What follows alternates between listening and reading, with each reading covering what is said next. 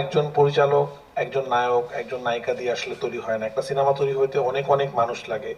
যে মানুষটা আমাদেরকে চা দেয় তারও অনেক বড় অবদান।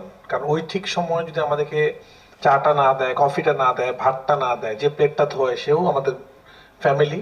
একটা সিনেমা যখন আপনারা দেখেন, হাততালি দেন, প্রত্যেকটা মানুষের সমন্বয় না হলে একটা ভালো সিনেমা হয় না।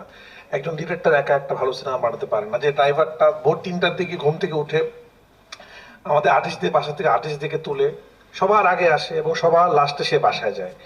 যে লাইটম্যানটা আসলে আমরা তো শুটিং প্যাক আপ বলে বাসায় চলে যাই, সে কিন্তু বাসায় যেতে পারে না। সে আস্তে আস্তে করে লাইটটা খুলে সবার লাস্টে বাসায় যায় এবং সবার আগে পরের দিন আবার শুটিং এ আসে। আপনারা কখনো শুনবেন না যে একজন টেকনিক্যাল টিম শুটিং এ লেট করে আসছে। তারা যায় সবার লাস্টে, সবার আগে আসে। তো এই মানুষগুলাই আসলে আমার মনে হয় তাদের জন্যই সিনেমাটা হয়, তাদের জন্যই আসলে দর্শক হাততালি দেয়। তো তাদেরকে আমাদের অবমূল্যায়ন করলে হবে না। আমি মনির ভাইয়ের প্রসঙ্গে পরে আসতেছি, আমি আগে বলতে চাই